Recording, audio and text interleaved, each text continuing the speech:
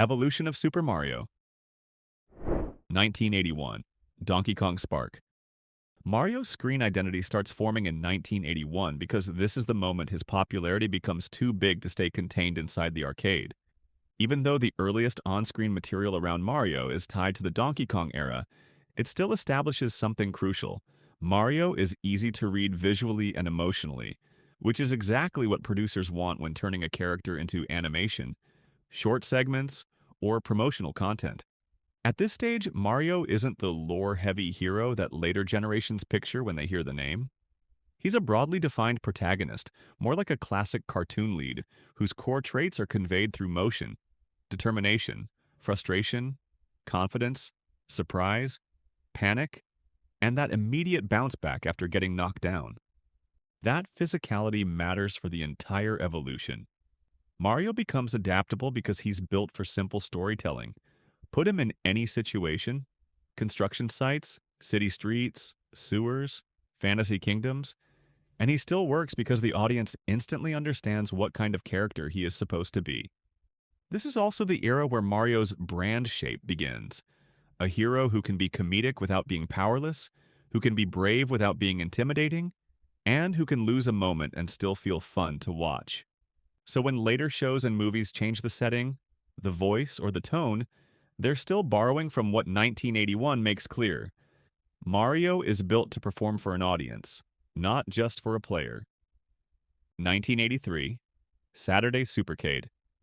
By 1983, Mario becomes a recurring animated presence through the Donkey Kong segments of CBS's Saturday Supercade, one of the earliest times audiences could see Mario as a continuing cartoon character. These episodes don't treat Mario like a carefully protected mascot. Instead, they lean into the loose, anything-goes rules of early Saturday morning television. Comedic chases, exaggerated reactions, and stories that feel like quick, repeatable adventures rather than strict canon. The biggest takeaway from this era is that Mario's personality is still flexible. He can be more sarcastic, more frantic, or more annoyed depending on the gag, because the franchise hasn't yet become a tightly regulated mythology the way it will later. This period also shows how early screen Mario is anchored to the Donkey Kong dynamic. Mario, Pauline, and Donkey Kong. That's important because it means Mario's screen origin isn't immediately Mushroom Kingdom fantasy. It's cartoon slapstick with a recognizable hero. And the fantasy layer gets added later through new adaptations. In other words, 1983 Mario is still evolving toward what most people think of as Mario. He's famous, he's present, but he's not fully locked yet. 1986. Peach Rescue Anime. In 1986, Mario's screen evolution takes a huge step in Japan with the anime film Super Mario Bros. The Great Mission to Rescue Princess Peach, released July 20th, 1986. This is one of the earliest times Mario is asked to carry a longer-form cinematic adventure rather than short episodic TV gags. The movie's significance is less about it being perfectly modern Mario, and more about what it attempts. A complete quest narrative where Mario and Luigi are active heroes moving through a fantasy world to reach Peach. That structure becomes the backbone of countless Mario stories in every medium. Two brothers, an otherworldly kingdom, a villain threat, and a rescue mission that turns into a journey. This era also reinforces something that later films will refine. Mario works best on screen when the world around him feels playful and imaginative, not grounded and realistic.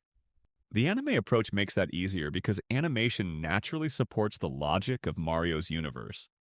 Strange creatures, whimsical danger, exaggerated motion, and colorful environments that don't need real-world explanation. So even if the details shift over time, 1986 establishes the direction. Mario's screen future is strongest when he's treated as a fantasy adventure hero in a stylized world. 1989, Super Show era. In 1989, the Super Mario Bros. Super Show becomes the loudest and most culturally sticky Mario TV era of the classic period, mixing animated Mushroom Kingdom stories with live-action comedy segments. This format is important because it effectively creates two Marios at once: Cartoon Mario and Sitcom Mario. In the animated segments, Mario is closer to a storybook hero, dealing with Bowser-like villainy, magical problems, and kingdom-scale chaos. In the live-action segments, Mario becomes a personality first, a guy you can watch banter, complain, celebrate, get confused, and react to absurd situations like a sitcom protagonist. This is where the Mario and Luigi brother dynamic becomes a major entertainment engine. Their relationship isn't just two characters on a quest, it's a rhythm. One brother leads, the other reacts, then they switch, and the comedy comes from their contrast and loyalty. The show also pushes Mario further into pop culture as something bigger than the games. Mario isn't only the guy you control, he's the guy you watch, and that distinction is a massive evolution step for any interactive character. Even when the writing is goofy, it sets an expectation that Mario stories can be episodic, comedic, and endlessly remixable, an expectation that later animated projects will continue to use. 1990. Mario 3 cartoon. In 1990, The Adventures of Super Mario Bros. 3 continues the animated run, now without the live-action framing, giving Mario a more purely cartoon identity again. This era builds on what the previous show established, but the big evolution here is consistency. Mario is now living in a stable animated format, where the audience knows what they're getting week after week. The stories keep the tone light and exaggerated, but because the series is focused on animation, it can lean more fully into the fantasy side. Strange settings, bigger threats, and more Mushroom Kingdom logic, without needing to jump back to a Brooklyn sitcom world. Another key shift is that Mario starts feeling less like a borrowed arcade icon, and more like the lead of his own narrative universe. Where the early 1983 era ties him to Donkey Kong-style cartoon loops, this era helps define Mario as the center of a larger world with recurring villains and recurring stakes. The result is a Mario that's easier to recognize across media. Even if the animation style and jokes are very of the time, the identity is closer to the Mario concept people expect: adventurous, comedic, heroic, and always ready to jump into the next problem. 1991. Super Mario World. In 1991, Super Mario World continues the TV evolution and brings a warmer ensemble direction, matching the franchise's expanding cast energy, including Yoshi as a major factor.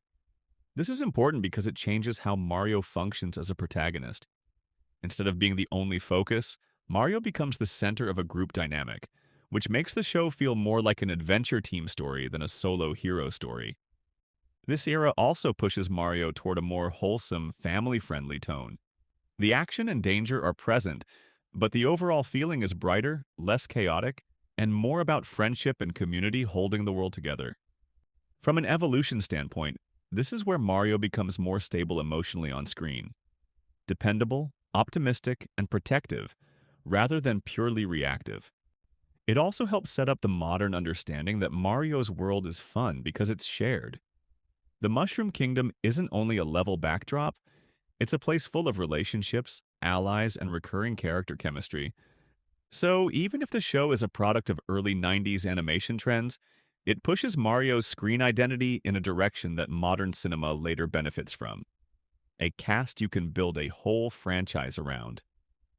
1993. Live action. Detour.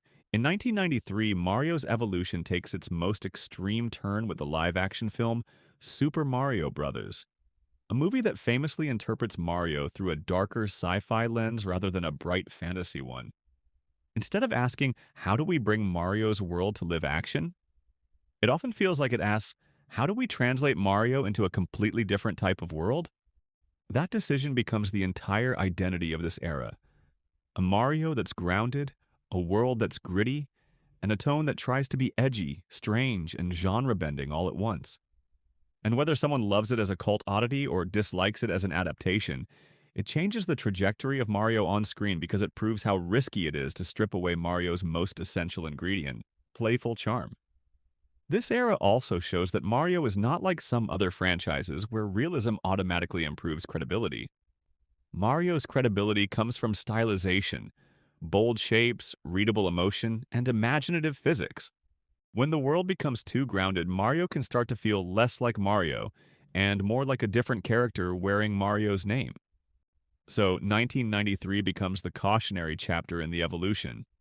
A reminder that bigger budget doesn't help if the adaptation loses the spirit that made the character iconic in the first place. 1994 to 2011. Screen silence.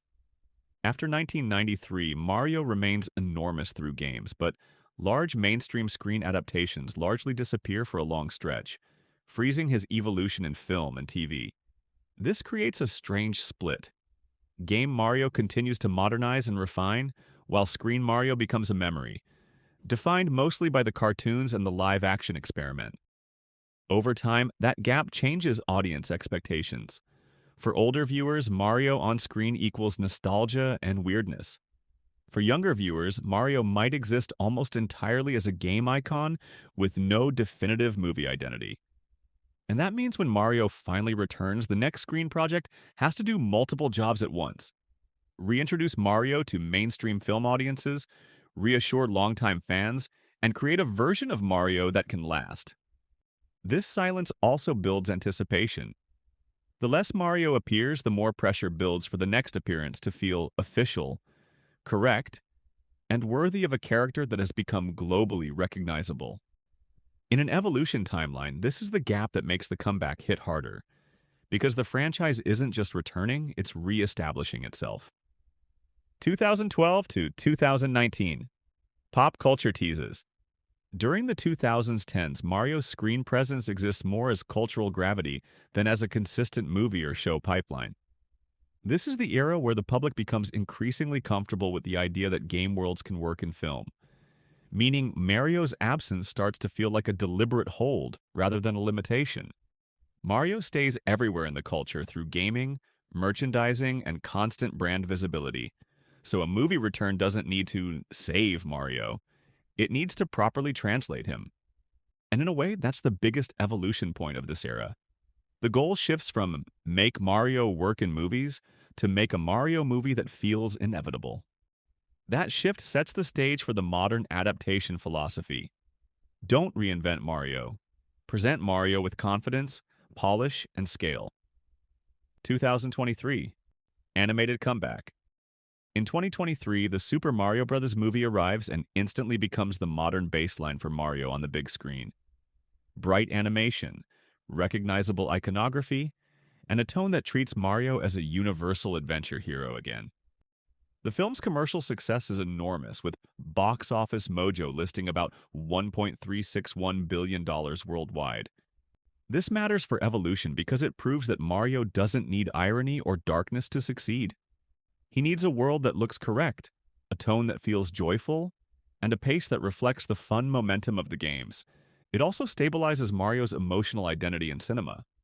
Mario becomes a character audiences can root for quickly, determined but not arrogant, brave but not invincible, funny but not incompetent. The Mushroom Kingdom itself becomes a character too, no longer just a concept, but a cinematic environment with enough visual personality to support sequels and spin-offs. In other words, 2023 doesn't just bring Mario back. It defines what Mario will likely be in movies moving forward. Faithful, energetic, colorful, and designed to be rewatched like a modern animated franchise. 2026. Upcoming movie. In 2026, the next Mario movie represents the newest evolution beat, building forward from the 2023 template rather than rebooting Mario again. If 2023 was the reintroduction, the project that re-established Mario as a cinematic property, then 2026 is where the franchise has to prove it can expand without losing what made the comeback work. This is where viewers expect escalation in a very Mario-specific way, not by turning darker, but by widening the world, deepening the character relationships and making the adventure feel bigger while keeping the playful spirit intact.